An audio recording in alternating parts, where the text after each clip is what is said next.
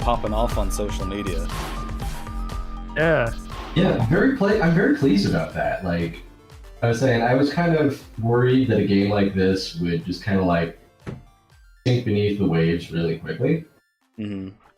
And it's doing a pixel art game at this stage in like indie production and stuff. It feels like it's a little bit of a risk. No.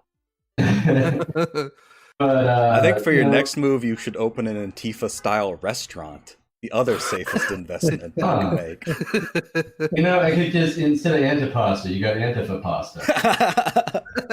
Come on. Delicious. You can call it Bella Ciao. Oh, damn. That's excellent. That's a good one. I like that. Hello, everyone, and welcome back to Video Games Are the Worst Thing on Earth. I am your host, Alton. With me, as always, is Reese. Yo! And today we are doing a very special interview with the developers of Tonight We Riot. Hi, guys. Hey, how's it going? Thank you so much for your time. Yeah, it's freaking Thanks for having dope. us. So why don't you introduce yourselves and talk about like what your role on the team is? Sure. So I'm Ted Anderson. I pretty much did the lion's share of the artwork on our game. Nice. And yeah, I made all the pretty things happen. Hell yeah. I'm Steven. I'm the programmer, and I did the level design. Dope. So was it you who created the monster truck? Between the two of us, yeah. Oh, it was a joint effort.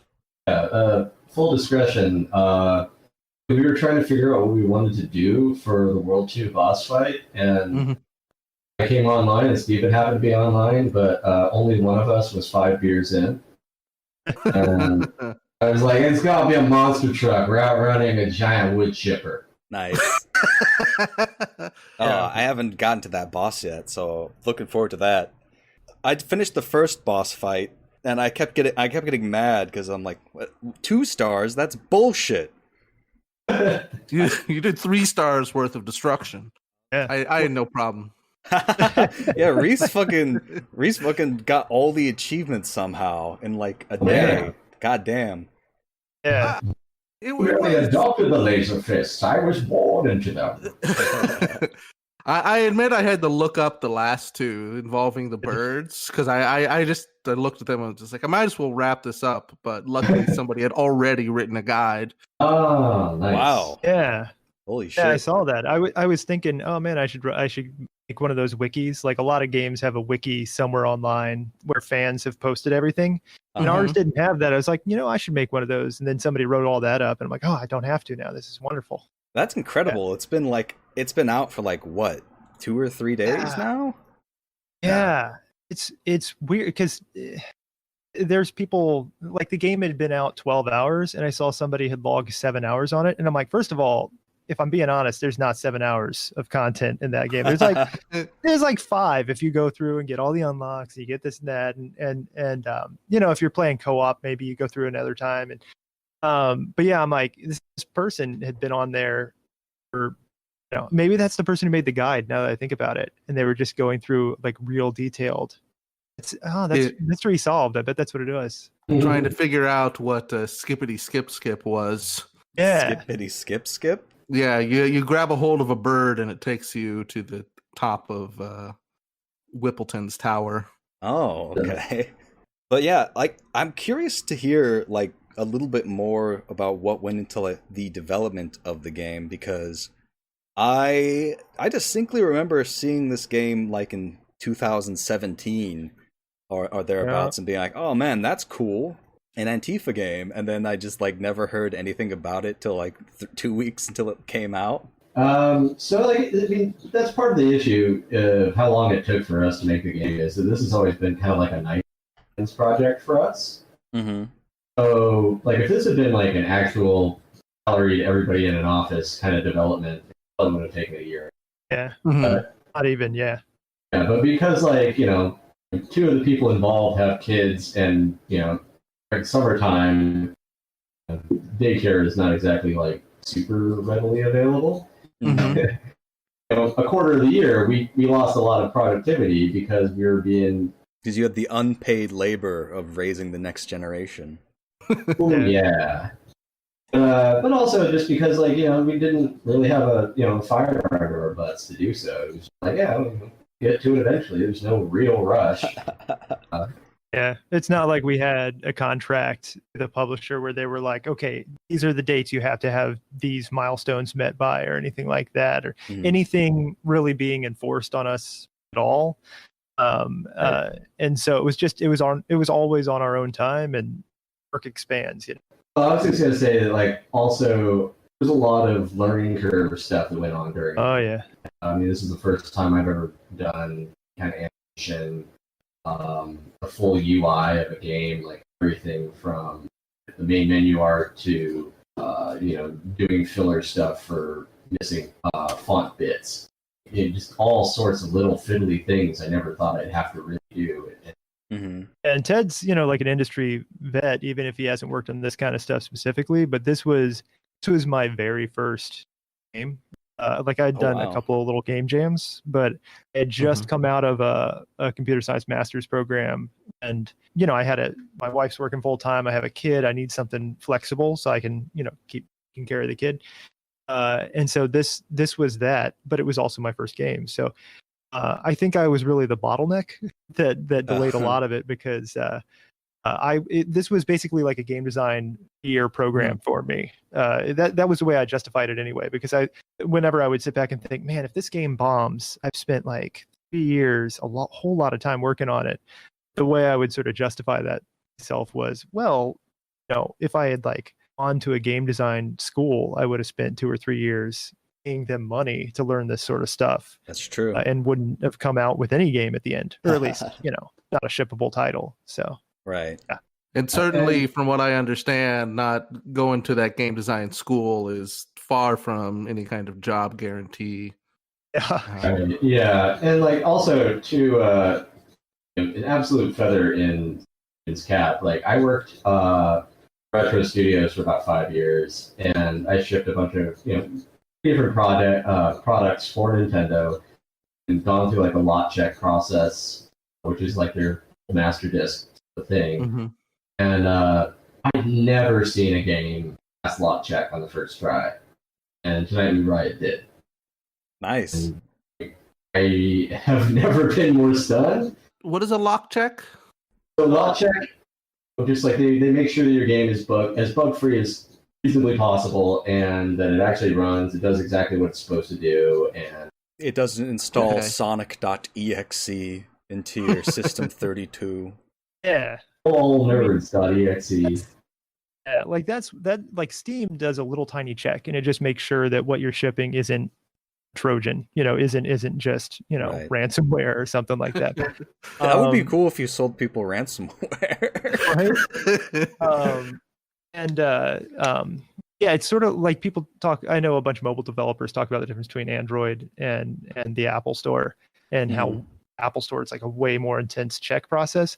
But this is even more like other extremes, where Steam basically has no checks at all, and then Nintendo, they spend many hours with it, putting it in all these different states, installing the controllers like this, and then doing this, and then playing it for this long, and then just looking for any sort of behavior that isn't precisely Nintendo guidelines, any usage of Nintendo terms that doesn't comply precisely in any language, precisely with the way they want their trademarks represented. Now it's time to kill the vile Italian plumber, Wario. Yeah, I was gonna ask if Wario was available as one of the workers for the Switch version, but I guess probably I think not. Wario would probably be on the other side of that conflict, to be honest. Well, I mean, would he though? I mean, there are such people as the Wobblies. Oh, Yeah. That was terrible. That was terrible. I feel bad. Means TV did that political alignment of all the Mario Kart characters, and it was fantastic. Oh, I don't think I've seen that one. Yeah. Sounds excellent. Mario was libertarian, by the way. He was just keep the government out of my business, keep my Oh, of course. I thought he would be like a monarchist. Yeah. Oh, Peach was a monarchist. Right. Makes sense. Yeah. I mean, she'd kind of have to be, because otherwise she'd abolish her own kingdom. Yeah, I think there was like a Wario Jr. or something, and he was like a single issue Second Amendment voter. Wow. But, something I want to ask, and I'm sorry if this steps on the toes of the fan questions, but for the leftist content of the game, was there any issues with Nintendo's and the themes of it, or were they okay with that? we were kind of worried about that. And so actually you'll notice like the game came out 3 days earlier on Nintendo than it did PC, Mac, and Linux. Mm-hmm. And part of that was we made it through LotCheck. We made it through, getting the page approved and this and that and that. And there were some nitpicky things on the page, but it was easy enough to clear up. Every time you sort of resubmit anything to Nintendo, they go through a whole nother check. And so when we realized we needed to push the PC, because of something weird on Steam, we needed to push the PC release back 3 days. Could have talked to Nintendo and had them push their release back 3 days. We just had to run it past them again because we were concerned that they would be, it's not advocating terrorism, but I could see someone accusing us of that. And people have. If you look at the Steam forums. No, I mean, it's the sort of thing is that, like, obviously the developers of Doom do not think that cutting someone up with a chainsaw will yield ammo, but some crazy people do equate the two, and people are a lot less reasonable sometimes when it comes to leftist stuff. Oh, for sure. Yeah, that's a huge double standard. I honestly, like, when I played the game and I was like killing cops with bricks, I'm like, part of me was like, I'm actually surprised this game is out on platforms. Like, it just seems like what's the kind wild of thing. About that is throwing in the perspective of like Grand Theft Auto, where you can just like murder cops en masse. At least it's not ideological. Yeah, and that's the thing. That's the back and forth. Is that it's there's so much violence, so much fucked up shit you do in games, but with the leftist I'm sorry, I'm getting distracted. I know we're having a serious discussion right now, but I had to go to the discussions page. It's such a giant pile. If you want to see like some real low-hanging fruit argument, I love low-hanging fruit. That's what this we love the salt. Yeah. Let's do a little salt. Here's one. McCarthy did nothing wrong. That's a fun one. And I think history disagrees. Pretty much. Fuck me. This game is just silly. Game about Karl Marxist idea, lol. Seen this idea put in real world and putting more people in grave faster than anything God could think of. And you can't throw bricks really fast in our Yeah. Oh my God. A second ago when I was saying, somebody accused us on there of encouraging terrorism, it was someone accused us of excouraging terrorism. Oh my God. I love that. Abby's first boot to lick. Vietnam? ? This game doesn't seem to be set in Vietnam, yet uses the Vietnamese flag. That's pretty disrespectful. What the fuck? The one that I saw that I loved was one guy being like, well, I am a socialist, but this game seems to be racist against white people, and I refuse to engage with stuff like that. How? Like, and then there's like a million threads being like, "Oh, you're a socialist, but yet you charge money for the game. You have been owned with your own logic." What's kind of wild to me about that, like over and over again, is that like that seems to be such an immediate go-to. And it's weird to me, like how little of an understanding of the ideology carry water for they actually have. Like, I don't understand like the whole vision of labor, the whole labor value thing, and we're working for ourselves and taking money for ourselves. That's us owning the means of production. It does exactly what it says on the box. Socialism is when things are free, and if you don't make it free, it's not socialism.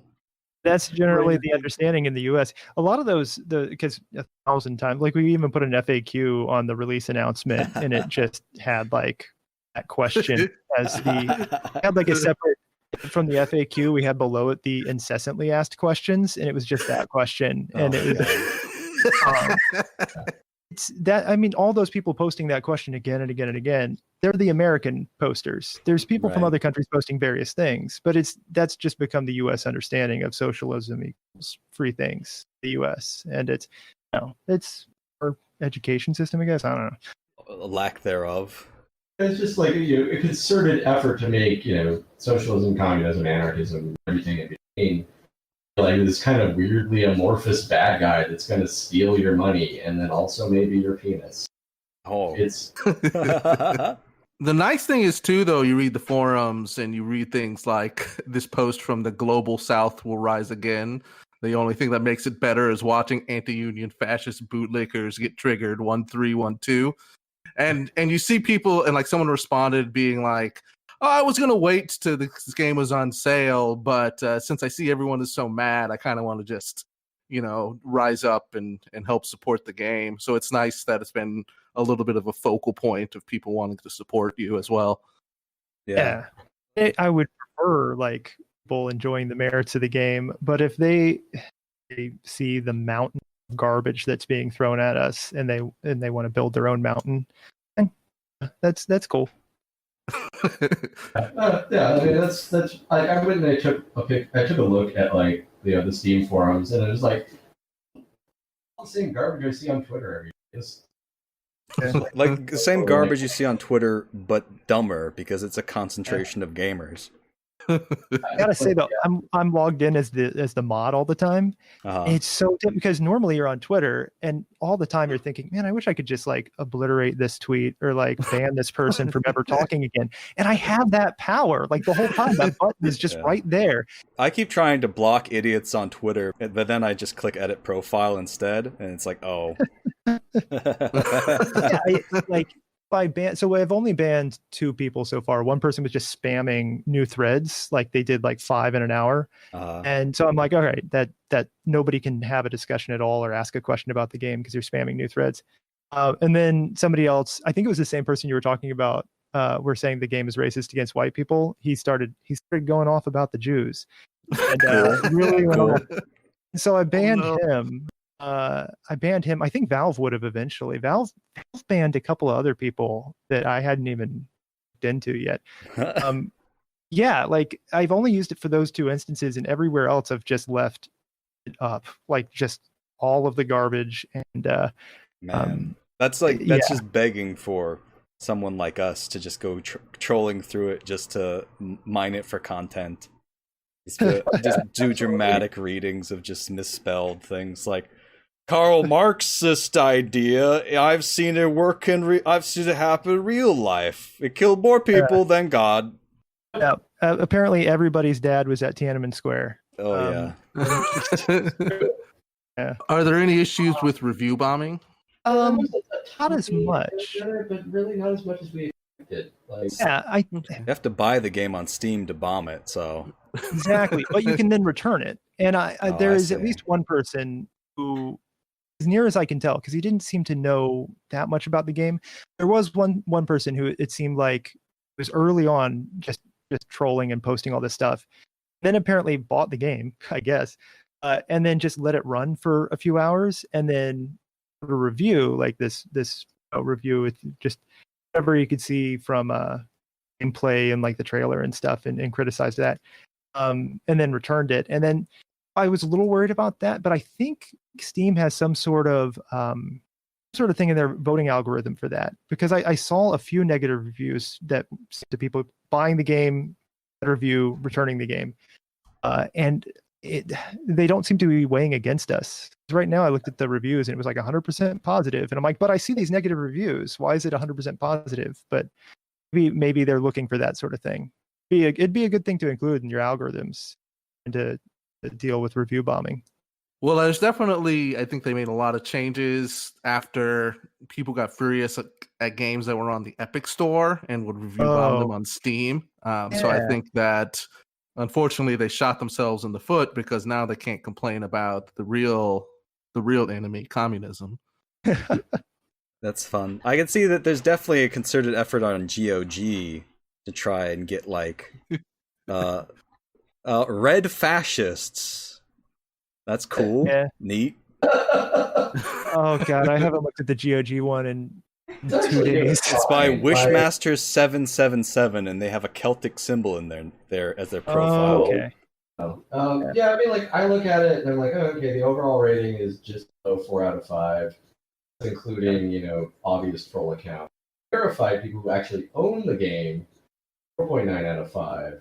Filters based on rating, 4.8 out of 5. Like, Oh yeah. this is okay. Yeah, I mean, I hate to be enthusiast media, but it's a fun game. It's a well put together indie. So I think that it is not surprising that people are responding to that, even if they don't respond to the polemics. Yeah. And there's valid criticisms. Like if somebody said, "Oh, the campaign's short," I'd be like, "I know, right? Like content takes a lot of time, and I like short games. I like a game that I can sit down with an evening." Why isn't this Call of Duty 5? Exactly. I can see, Where's our AAA Antifa games? The ones that take giant studios and like gross exploitation and crunch to make. Why don't those exist? Yeah. I loved that it was short. I was so pleased when I was like, am I wrapping this up? Was this just like a full experience? We've complained a lot about on the podcast about the endless grinding games that we have to endure, and it's nice to just like sit down with something and just I 100% did all the achievements in like 4 hours, and 25% of that was trying to 3-star 4-4 because that was difficult. Pretty tough. Yeah. I look forward to getting to the later levels and just getting absolutely gamer furious because I can't get the 3-star rating. Yeah. No, testing it. Because I need to like test the achievements and make sure they work properly and this and that. And getting like the limo chase level, getting that three gears, 3 stars. Mm-hmm. God, that sucked so bad. Every time I would change something, I would need to test that again. And so I would play. If you play co-op, that's one more follower because the other player, they have their own crowd, but they count as a person too. So I would like have my daughter, a lot of play testing, I'd have her play as the gunner. And then I would try and steer, and the two of us would just sit there every time I would change something to try and get 3 gears. And I never got better at it, not much anyway. It's just so unforgiving after the rest of the game had a little bit. I don't want to criticize the game on the podcast, but since you brought it up, that was the issue, is that even having one more follower, I think I would have made it through, because so many times one of my little dudes would get knocked out like 10 feet. One little mistake. Yeah.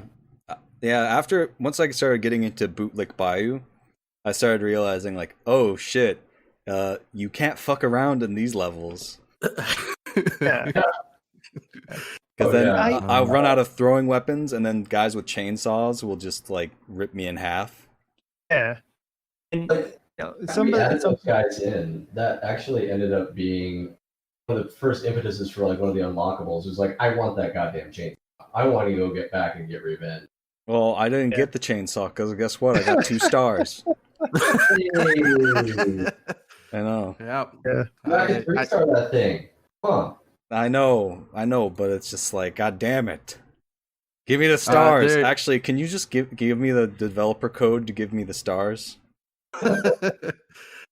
There's an achievement in the game called "Get Good at Video Games." You should consider that. God damn. But there was an achievement that we originally had. I don't know if you know, but you can liberate those chainsaw guys. Like they're coming at you with a chainsaw, but if you kill their leader, they'll come on your side. Okay. Mm-hmm. And that we had one that said horseshoe theory confirmed. Wow. So like this right wing militia, and they're coming at you, and then all of a sudden they just put down their chainsaw and they're leftists now. And it's not that I'm a believer in horseshoe theory at all. I just thought it was a funny joke. Right. But Ted vetoed that one. Yeah, I think the only reason why was because I know that there's enough sincere people out there in the world who definitely believe that shit. And no. Have you had any responses from liberals? I'm very I know that like the fucking chuds are gonna be butthurt about it. Exactly. But I want to know what the liberals say. Have you had sincere responses like, "Oh my gosh, I don't think a game like this is very helpful in this political climate"? I think you're probably teaching kids the wrong kind of lesson about how to engage with our political system. It's hard to tell because like I've seen a couple of people take that tone on the Steam forums. It's just that's people's going to troll, and they're going to take a variety of, sort of like that person who was disingenuously saying, "Well, this looks way too much like the flag from Vietnam," and like it's like this. He doesn't care. The person does not care about that, but they are. Bad faith attack. Like yeah, exactly. They don't actually give a shit about things. And I kind of doubt that the Vietnamese government really gives you shit either. Oh, you're doing a game that supports revolution? All right, dope. Cool. Yeah. Can you unlock Ho Chi Minh as a playable character? Yeah, give him a mech suit this time. I think that would. No, I'm not gonna get into. You should do this for a video game. Would that be cool? Might update it. I don't know. Some of the ideas people have had, I'm like, I'll go on an update. We've had an idea for a while of the Internationala edition, where you would have a few more languages. You would be able to pet the dog. Oh, yes. Very important. Yeah, a couple other things. Yeah. I'm surprised you haven't included that content in there already. Because talk to Ted. He didn't feel like doing the animations for it. Oh, hey, well, I mean, like this is actually a really good teaching out there who might say like, a lazy dev. Exactly. It's understandable. It would have been like how many? It would have because you. So I think it would have been 8 different characters he would have had to make a full animation for, because every single character, like. Yeah, there's all those different variations in the little sprites, and then if you get the unlock for the tracksuit, well, that's a whole nother set with more characters. So you would have had to make many different versions of, just that one little animation. If you made any changes to it, then you'd have to update all those.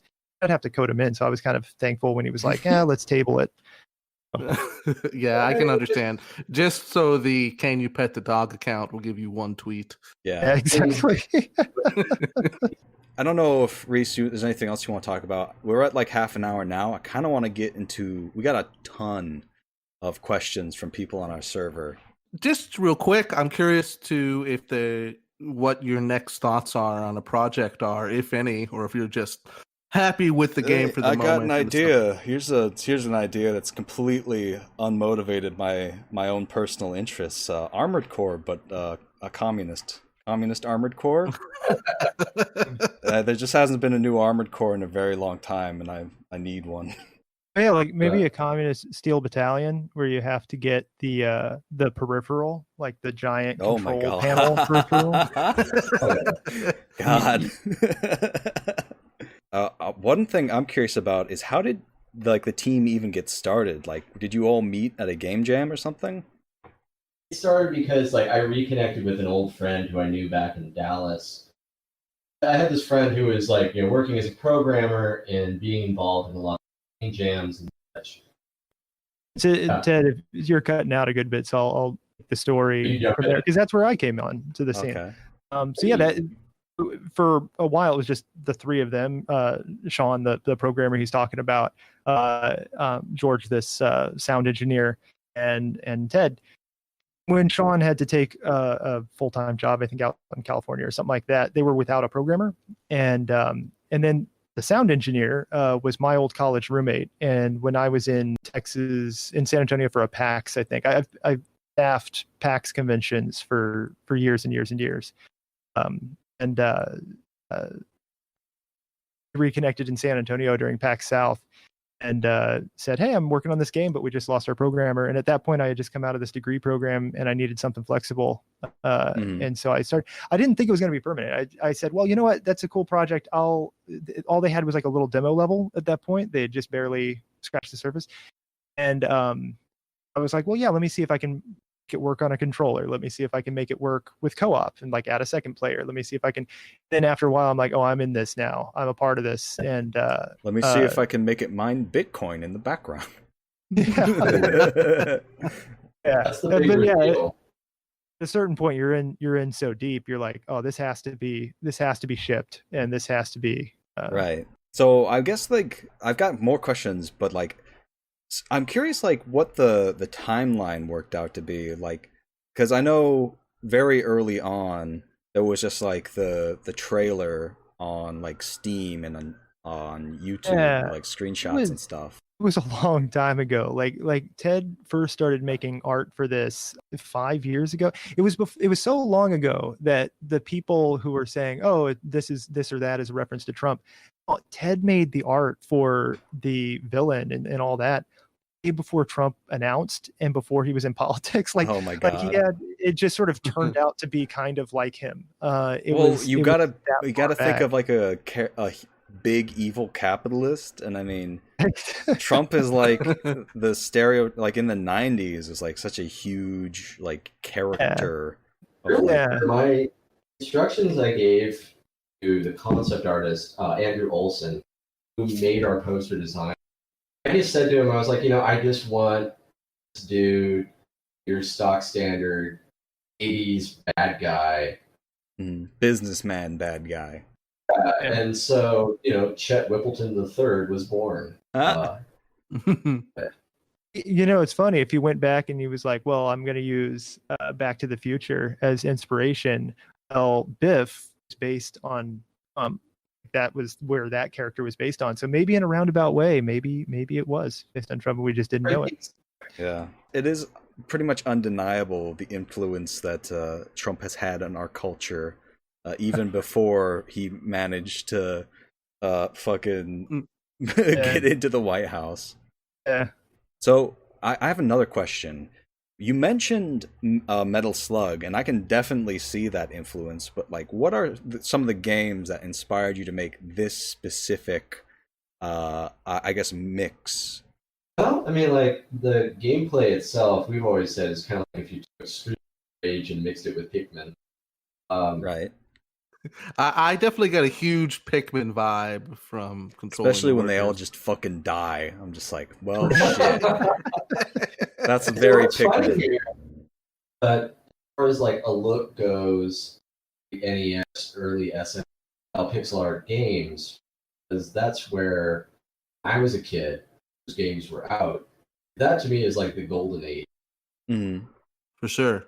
And so I really wanted to grab that. And so initially we had 21 colors. We ended with 24. With the colors, it was like you said, it started off with a palette of 21 colors, and then it was a big to do every time it added a new color. There had to be a specific reason. Like I don't know, like it's Wes Anderson or something. Like the palette was very important. Then the finished product, I'm like, oh yeah, that's why it looks good, is because you were so particular about these things. It's not a hodgepodge of this and that. What was the last color that was added? Yeah. It was a mid-tone gray. I was gonna ask, are you guys ready for the fan questions? I got so many of them. All right, let's do this. Yeah. Okay, Reese, you ready? I'm ready. Okay, so Antifa Warlord Conky says, my question is, you are hate capitalism, yet you release game commercially? Oh, shit, he's right. We gotta call that. Is he too late? I gotta call my mom and solemnly inform her that I have been owned. Yeah, it's very sad. I Oh, right very now. Oh my gosh. No, it's 4 a.m. in Poland. I can't call GOG. I don't know. I think we're gonna have to. I think we're just gonna have to go with it now. Just gonna have to pull it off the internet. An argument never occurred to us. Okay, so Conky has a real question. What came first, the game mechanics or the ideology? Did you already have a working game prototype you molded the aesthetic around, or did the mechanics of the game evolve out of desire to tell a leftist story? Latter. It's the latter. Yeah. Okay, cool.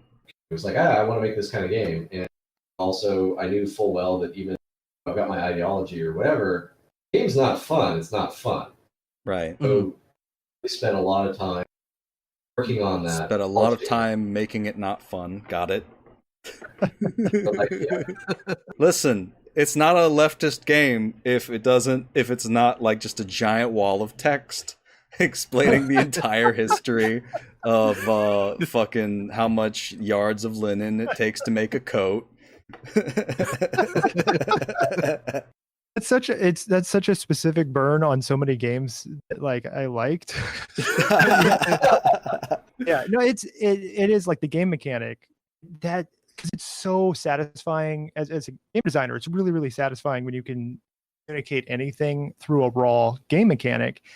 And with games in general, it's usually like the one protagonist, it's who solves everything, and that tells, it's an ideology kind of associated with that, right? Like it's right. Big sniffs at that ideology. just even if you're not talking about ideology, just a way to look at the world. Like, and there's sort of these two competing ways to look at history, with the great man theory of history, where we're big time decision makers, the big influence on history, versus the people's history, where it's, these large movements over time. And so in a game, it's always sort of implicitly endorsing that great man theory of history, because it's usually just the one character because you play as the great man. Yeah, exactly. The white male protagonist is what you play as usually, but it's usually just that. It sort of endorses that. So to have as a mechanic, trying to get away from that, trying to be no one individual from this group is as important as the movement as a whole. To communicate that in a game mechanic was it's satisfying. There's a few other little game mechanic-y things that really satisfying to include, like the overarching one of having a Marxist theory of history represented in a game mechanic. It flowed from the ideology. And I think what works is that it's a great joy to have, your 11, 12 dudes, and you all have your bricks wailing on the mech or whatever, compared to if you let most of them die and it's like 2 or 3 of you getting picked off. Like that's a real joy of the game to me personally, is when when that comes through and that works. Yeah. I was thinking about that the other day, of like, what other games at least attempt to make you feel like you're part of a movement. I think the experience that I think is probably the most similar to, all right, this is a people's history, this is a movement, and you're excited to be a part of a movement. It's maybe like a lot of the MMOs, like Eve Online. Like, I have so many friends who are so into it, and the factions, and they feel like they have like this patriotism or this one little faction in their one little group on Eve, and they tell like these overarching stories of like, oh, these people liberating this other group and this and that. And then you try and play it, and it's just a fucking spreadsheet. Yeah. Yeah. Oh man, it's intimidating. But yeah. All right, we got more questions here. Tony Donuts asks, did you do any field research to really capture what it was like to beat up cops and billionaires? My lawyer has informed me not to come.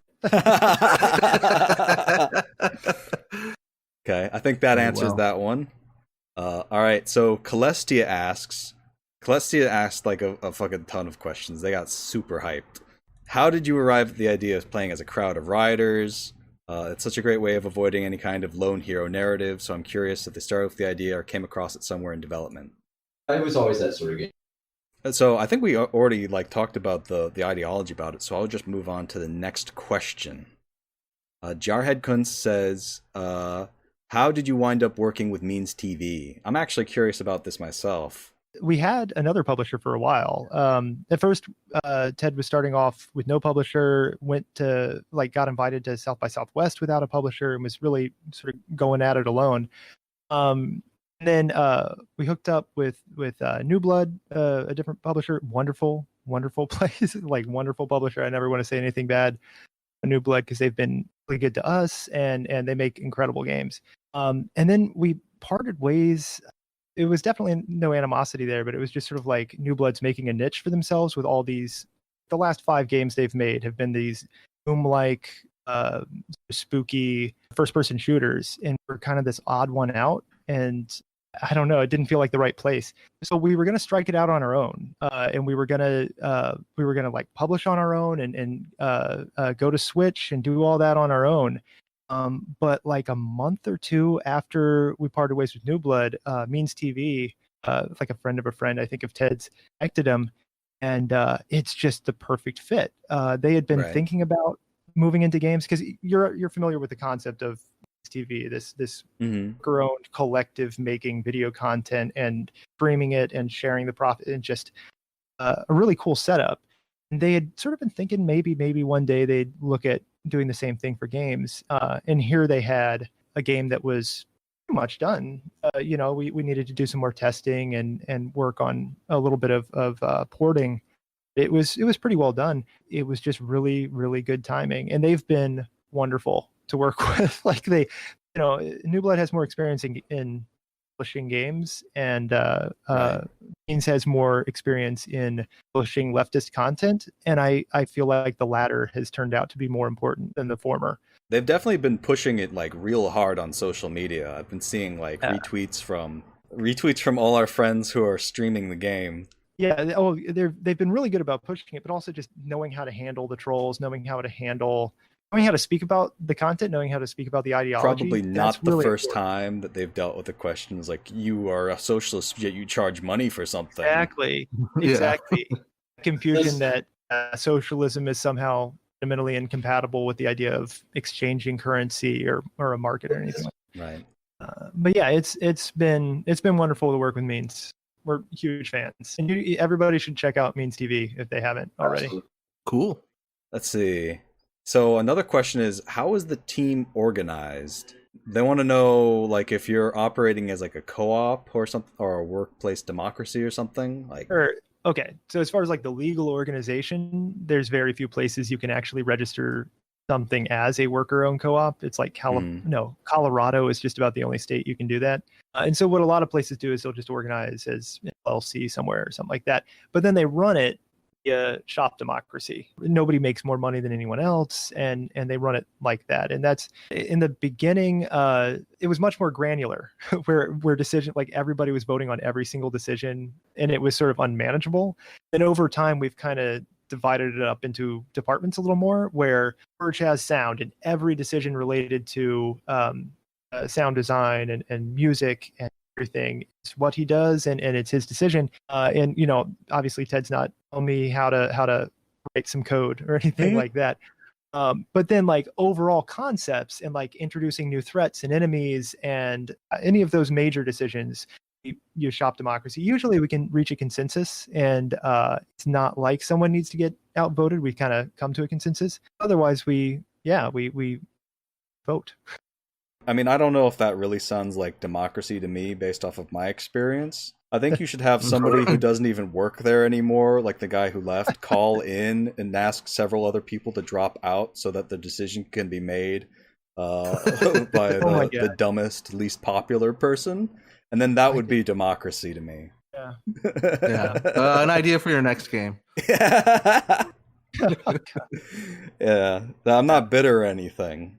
Yeah. Ted talks about one of his happiest moments early on in the game was when he got outvoted, because he had this idea for this concept, and like I said, it's sort of the game was his baby all along. But when some issues finally started coming up where he was being outvoted, he was like, "It's working. The having this run as a democracy is actually working now."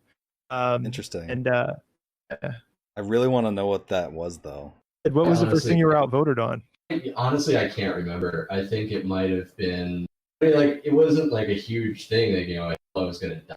Okay, I was hoping it would be something funny, like let's put clowns in the game, hundreds and hundreds of clowns. We had clowns, and everyone just vetoed that decision. Reese, if you got all the achievements, you probably played through to like all the way deep into the endless mode. So you maybe saw like the slug babies and stuff like that got cut. Well, I didn't want to spoil the game too much. Sorry, I don't know. Maybe. No, I mean, it's your game, so I wanted to be respectful. Yeah.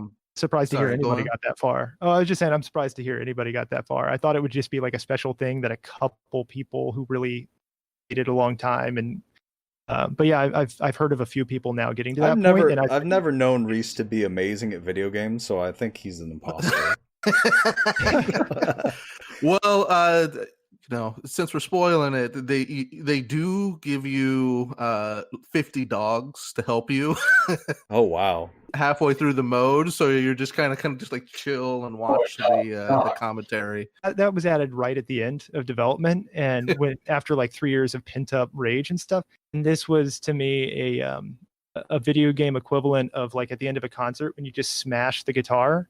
I wanted to have something where it just killed just killed the frame rate, absolutely broke everything, just ruined. Favorite. Yeah, and actually, I was looking into whether it was possible to hand out a Steam achievement for hitting a certain frame rate, like a low enough frame rate. It's sort of like redistributive too, because if somebody's playing on like a really high-end machine, they might not hit it. But if somebody's playing on like a crap laptop, then they get this extra chivo for getting a 15 frames per second. So you get a class trader achievement for going over 144 frames. Yeah, right. Yeah. Yeah, I was flagging at about wave 20, and then you dumped all the dogs on me, and I was just like, all right, so I guess we're just partying here at the end, and I thought it was great. Yeah, well, nice. Otherwise you can't read, because we had all those like little developer notes, and you can't read them if you're struggling to survive. I'm glad you did, because you told me about Matapacos, the dog, and I went and looked that up, and that is one of the coolest stories I've heard like recently. People love that dog. Yeah, Reese was telling me before we started about the Antifa doggo. Yeah, and there's been a few, there's been several in Greece, and then there is the more famous one right now in Chile. It's I don't know, dogs see groups of humans and they form their own alignments, and so far they've chosen the right side when given the choice. I don't know. I guess police dogs are so indoctrinated. They don't they hate pigs. Since we're talking about that developer commentary, is you mentioned the protesters in Chile meant a lot to y'all, and I'm curious if you'd be interested in going a little bit more into that, just as an aside. There's tons of references and little things, references to actual protests and this, that, and I guess there's even a reference to Chile, because one of the villains in like Bayou is saying, do you want a free helicopter ride, and this and that when the helicopter comes out at you. There's some references there, but they're old. And with the Chilean protests, we're going on like while we were finishing up the game. Protesters were still being shot and killed during those protests. And so there were a few different ideas that we had right at the end. We were thinking about, laser pointers, we can do that. And like the saxophone bard, like that's a famous little meme now from the Chilean protests. It just seemed the whole game kind of makes light of a very real topic. This one, it felt like it was making light of a very specific real topic where people were getting hurt right now. It crossed a line. I think the agitprop goes down better as kind of this broader pastiche as well. Sure. Rather than invoking these specific moments and then it being serious time in the beat 'em up game. Serious time in the beat 'em up game where I saw in that intro cutscene there's like a shipping crate with 69 on it. I was like, nice. Yeah, nice. All the little Easter eggs in that introduction. It's like a ton of them. I was thinking, a lot of these are it's so juvenile. Come on, guys. And then people like on Twitter are like, oh man, this was the funniest thing. I stand corrected. I personally love that stuff. The Popsy achievement I thought was incredibly funny. Yeah. Even if it's a little dated, it has been injected into the lore of all the stuff that you're talking about. So I think it still works. Yeah, that was going on when we added it. That was current. Like we added that a week after that commercial came out. It was just the game's been in development a long time. Oh yeah, it's like the Pepsi thing is like, oh man, that's almost a dated reference now. It's been so long. Yeah. It's still funny though. I like the gif where you throw the Pepsi can at the cops and they just beat the shit out of you. That's all. Behind the scenes, they beat you harder. Like they have a little bit of boost to their attack and their speed and stuff if you're handing them a Pepsi can, and they break formation and they do this and that. Like it is counterproductive to try to hand them a soda. But I gotta run off here soon. Cool. We really appreciate you talking to us, and I don't know, I love the game, and I'm excited about the episode. Me too. You guys so much for interviewing us. I appreciate it. We'll do what we can. We're doing what we can to help promote it.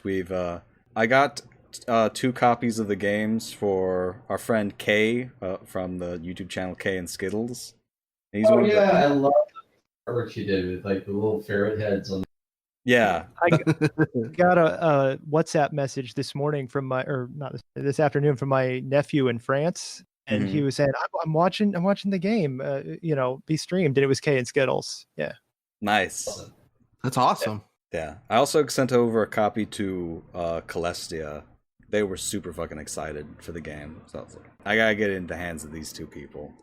I'm sure you're busy and have a lot of recommendations thrown your way, but I think Celestia and y'all are very much kindred souls in terms of leftists creating video games. Yeah. I feel like the witch one I can play with my kid. Bewitching Revolution. I feel like I can play that with my kids, which is always appreciated. And then the new one, I don't want to Google anything about it because it's like the CIA case study. A Many-Fingered Hand, I think. Yeah, sort of like one of those true crime podcast things where you're like, it's a real thing, so you can go to the Wikipedia article and find out what actually happens, but it's better to go for the ride.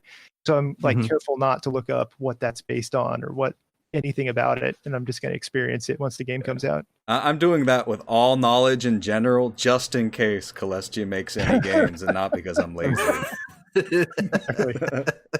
Oddwrath had a question about review bombing, if you had like any kind of specific plan in place to deal with it. The publisher, for GOG, it's nice. They have that verified owners rating versus the overall rating. And it's nice to break those out, and got like a 4.9. Like, generally the people who bought it, especially early on with any game, it's the people who were excited about it who are going to view it first. And so things start off pretty positive. Still, that was like, I've never seen such a big divide between overall rating and verified users rating. It was like 4.9 verified users, and then 2.9 or 3 on overall, because it was just many people getting on there giving 1-star reviews.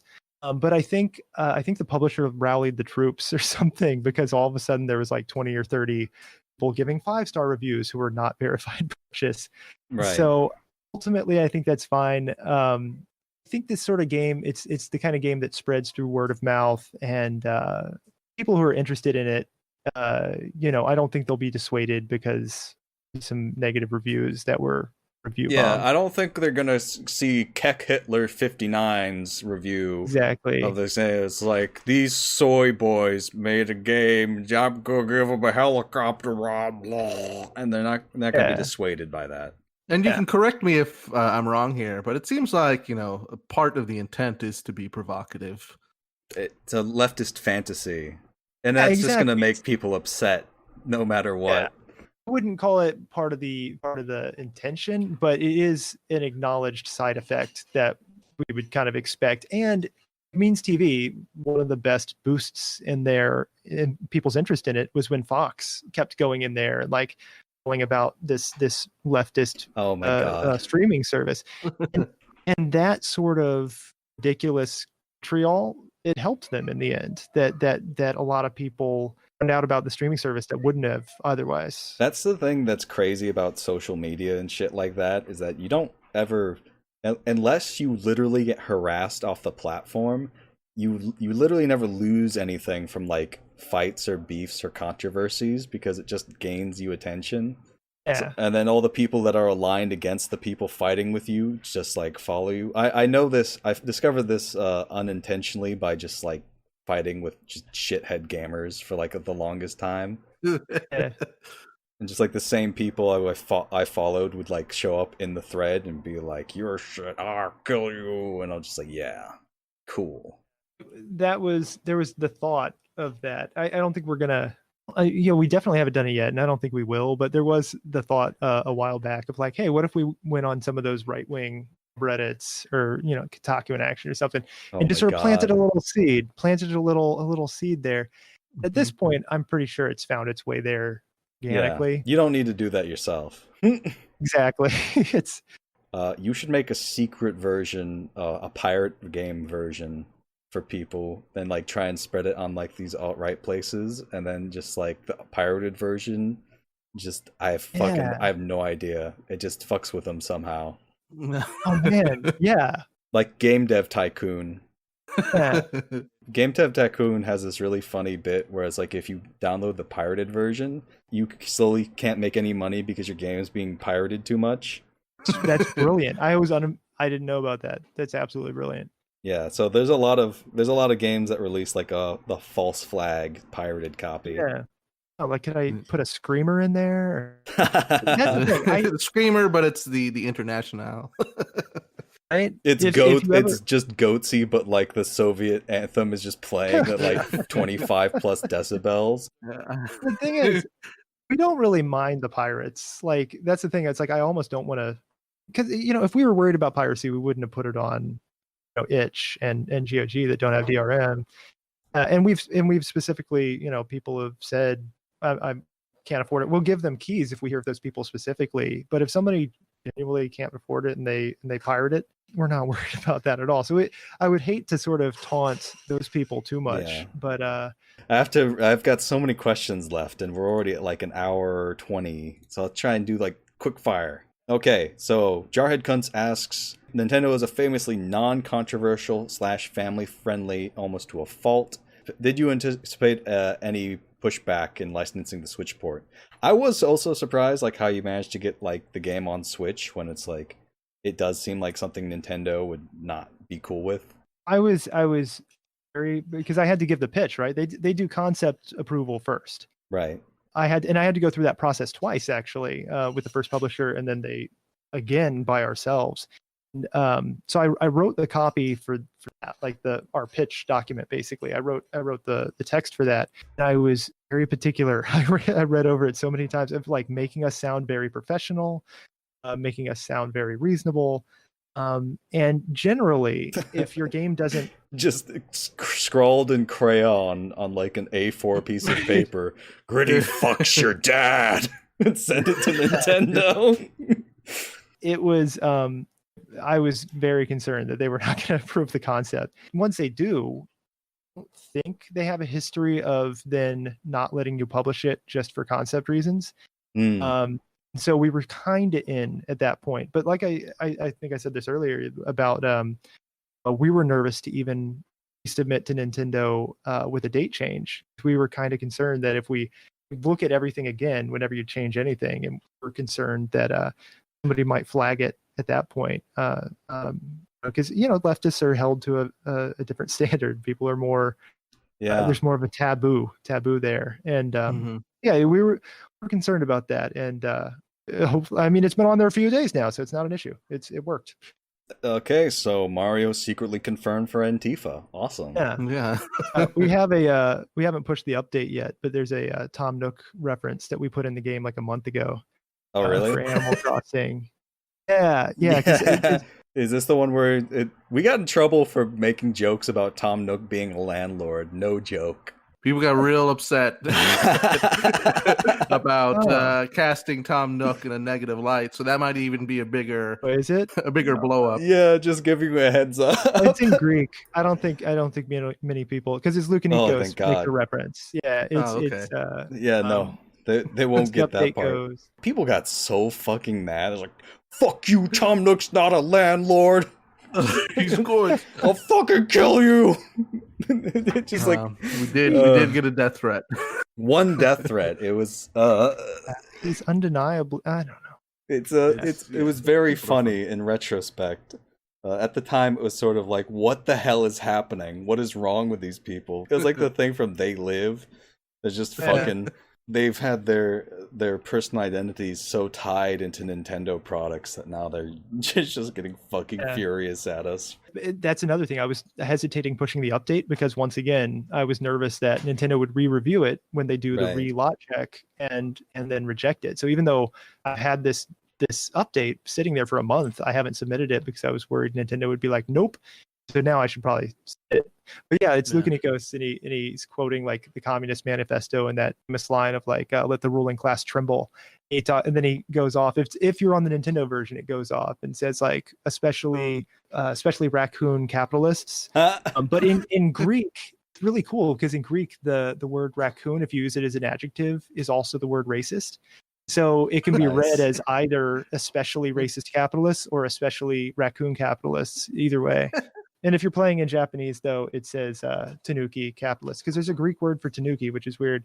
That's But strange. canonically, Nook is a Tanuki in Japanese versions of Animal Crossing and a raccoon in other versions, and that's why the game took 4 years. Is because of things like this attention to detail. Hell yeah! Awesome. All right, Conky's got another question. Are you using any commercial software during development, or are they all open source? Like, I guess just questions about like what tools you guys use. No, it's a Unity game. It's a Unity game. We couldn't have ported it onto Switch. Technically, it's possible to write a C# game and get it on Switch and like not use an engine, but it's damn near impossible. It would be really cool to make an open source software games. I love the developers that take the time to do that and release these free and open source games like only on Linux and stuff. But no, this one used an engine and it used Unity. Let's see. Celestia has like a giant mega thread of questions, but I think one of the ones I'm the most curious about asking is did you have to deal with crunch, and if so, how? So I mean, we didn't have bosses. We were our own bosses, so they weren't yelling at us to get it done by this or that ship date or anything like that. We also went to also wanted it to be done at some point, and we also put it on at some conventions. So leading up to the conventions, there was always like, well, we want this feature to be in there by then, and we want this feature to be in there by then. We ended up crunching there, and so just we don't want to. Nobody wants to be the bottleneck. I think that what I've seen in indie devs team where somebody tries to make a game completely by themselves, usually it takes a very long time. But if they're making it with another person, you're trying not to disappoint or delay things for that person, and they're trying not to delay it for you, and it tends to move things along quicker. This game took a long darn time, but it would have taken a lot longer if it wasn't for the concept of just not wanting to be the bottleneck. We wanted a May 1st, we wanted an International Workers' Day ship date, and that was just a decision we had made, and so we were kind of crunching 2 or 3 months ago trying to make that happen. It almost happened. That was up to us, They like any crunch was our own, and it's a little different. Okay. Having self-inflicted crunch is a little better for the palate than inflicted by a boss. I'm curious how that works with your relationship with Means TV as the publisher. I mean, usually it's like the publisher who sets the deadline, and then the developer has to like scramble to meet that deadline. Yeah. I imagine Means TV probably not the sort of vicious EA of the left, just being like, finish it now or no bonuses. No, they absolutely 100% no pressure from them. It was just a conversation. It was just a conversation of what day did we think was good, and then marketing opportunities they saw of like, hey, well, we could announce on May 1st, or we could do this and that. And we agreed to some sort of deadline at some point. But it was, I think we even moved it a little bit, and just via email, we were like, hey, is it cool if we move this deadline? And they said, sure. Now, it would have been maybe different if they were coming in earlier in the process. I can't imagine they would have been, you said, the EA of the left or whatever. Yeah. But, not as many of those issues even had to come up because the game was 90% done when they came in. Right. I'm curious. So they're publishing the game, but like, what kind of support does that actually entail? It's mostly been publicity. They are not taking much. Their ultimate plan is to build something like they have for video content, right? Where it's a collective, and all of these content producers are members, sort of in that collective, and they the profits of it are distributed to all of the people who made the video content. They're looking to build something like that for games, but just to sort of dip their toes in the water. The relationship we have is a little bit more, traditional publisher developer relationship. If it, laid back, but a little more traditional, where they're just taking an incredibly small cut and using that for means. And so they're making money with a product. Right? Sounds capitalist to me. I'm just gonna keep making that same dumb joke. And when we were getting into it, I'm like, oh, this could be good. Maybe they'll, help with this and that. As it is, like, as actually the thing comes to ship, I'm like, oh man, there's so many different things. Means has been jumping in there with talking to all of the media outlets. Yeah, but that's cool that like Means TV has like all these connections that can help. I mean, really, there's tons of people that would be interested in a game like this and just the concepts. It's just a matter of actually getting people aware of it, getting eyes on it. Yeah, and Means knows the exact crowd would be interested in this, that would get the references, enjoy the jokes, and they're so incredibly cued into that. I don't see how this launch would have gone without them. It would have been it's just, you know, a few people would have played, some people would have enjoyed it, some people would have stumbled into it, but with this, they're just totally cued into that crowd. And like you said, the connections they have, they sent it to AOC. Nice. I hope she doesn't. like I would hate. Like I was like, oh, that's really really cool. Maybe she'll play. Maybe she'll enjoy it. That'd be amazing. And then I'm like, yeah, maybe she'll even talk about it. I'm like, oh, I hope she doesn't talk about it because I don't. That would suck so bad for her to get like more vitriol. That she already does. I don't know. People cancel. Jump on her. You just like they send a copy to Bernie. It's like, I'm going to play this game where I kill cops. Yeah. I don't want her getting in any more trouble than she already gets in.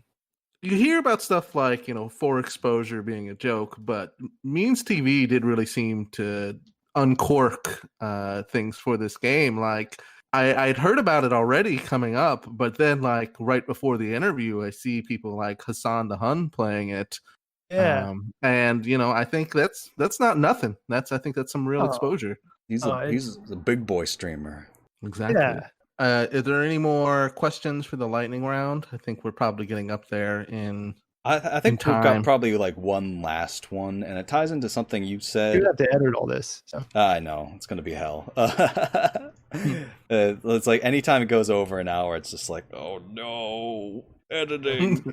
So the last question I think is related to our discussion about Means TV. It's like, what kind of things can we look forward to in the future, if you know, from like either your team or Means TV? Like, what's the future look like for leftist gaming? I don't presume to speak for all of leftist gaming, but with Means, the thing they're interested in building it would be kind of a cool concept. It would be similar to what they've done with video content, right? Of having a collective of these video game content creators and I don't know, supporting each other in the ways that video game creators can definitely support each other. I mean, just playtesting alone and give each other notes, help with technical stuff.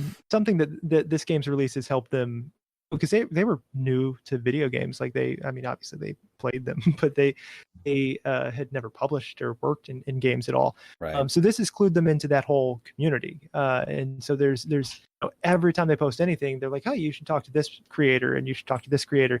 So now they're in touch with those people and starting to talk about next steps if they want to at some point pull the trigger and actually create the thing they've been talking about creating. This game is sort of the money that comes from this game is sort of funding that. It's funding creation of something like that. That's awesome. Yeah, it could be really neat if that gets built. I hope we can see more like awesome games from different creators in the future. Yeah. Like I hope maybe Celestia could make a game for them, or that'd be wonderful. Yeah, and having that funding, like, because it takes so much time, and so like you can't have a full-time job and really a game justice and get it out in any reasonable time frame. Right. So being able to provide some sort of stipend to people as they're creating, it would free people up to make some amazing art. And I don't think future games would be quite as on the nose as Tonight We Riot is, where it's like have their explicit politics, but it might be something a little more understated. Yeah. And maybe you could speak to this. I imagine too that there's some value in I don't know, like the Means platform or brand similar to TV. Is that if a game's coming out on Means Games, it has a different kind of feel when it comes out. Then it's like, oh, there's this cool leftist game among the 7 zillion games on Steam. Yeah. Mm-hmm. So you can maybe, if you're paying attention to that a little bit more than one would the Steam page, which is a nightmare. I've been so nervous, and I've been really nervous about that because this is their first foray into that, right? So we're sort of defining that people can come to expect, sort of defining that brand, I guess. I don't know.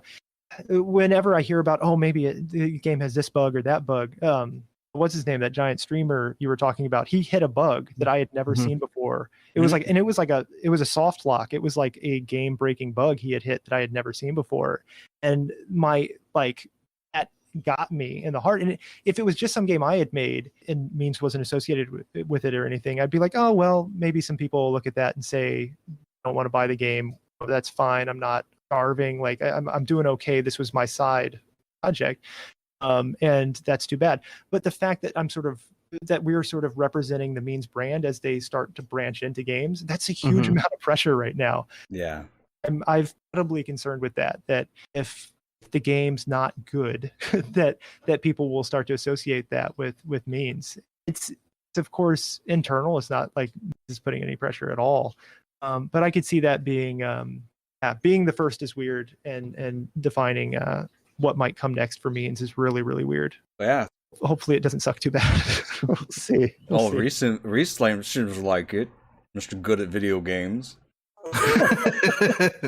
It's fun. It's a fun game. Credit to Ted.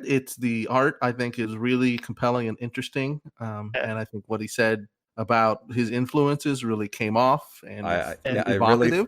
It was very evocative when he said,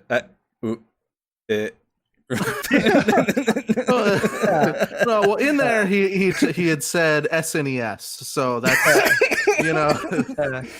Metal Slug. He kept saying, make it feel more like Metal Slug. He said that again and again when we were developing it, and I had never played Metal Slug. So finally my wife and I went out to a arcade bar here in Chicago and sat down with a cabinet of Metal Slug and played all the way through in a night.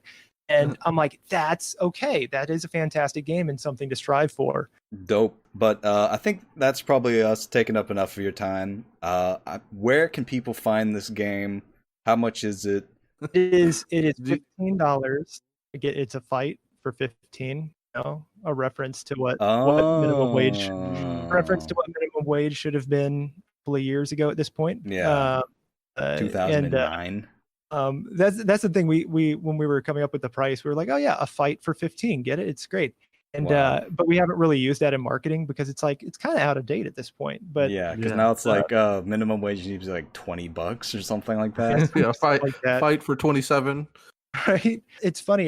Just the week before it came out on Steam, they changed the pricing system so that it's a drop down. So it had to be, you have to choose in USD what you want, and so it was $14.99. And I'm like, I just want it to be 15, but they made me make it $14.99. No, that's that thing where they're like, oh, it's only $14 because you got a dumb, ape brain. It's $14.99 apparently on Steam. If you're into that, it's on OG and Itch.io and on the Nintendo eShop, all $15, and it's on Linux and Windows and Mac and the Switch. All right. And where can people find you on the social media so they can tell you about how you're making money with a game? Oh yeah, what you painting a target on my back? No, I'm on there. I'm Stevie Two Pants on Twitter, but really you just look up Tonight We Riot on Twitter. Right. You'll probably find me replying to people, anybody who saw a bug or something, and replying to people like that. But all right. Well, I think that's it for today. So thank you for your time. This is no problem. Yeah. We love making goofs. We like playing games. We like when those games allow us to fulfill our dark fantasies of killing a cop. All right. So until next time. Well, you should look at our Twitter at twitter.com/VGATWTOE. The first letters in video games are the worst thing on earth. Video games are the worst.pinecast.co, where you can find all of our episodes. And not going to plug my Twitter or Alton's Twitter this time. Yeah, it's going to throw a curveball. Fuck. Just all end right. Bye, everyone. Fuck.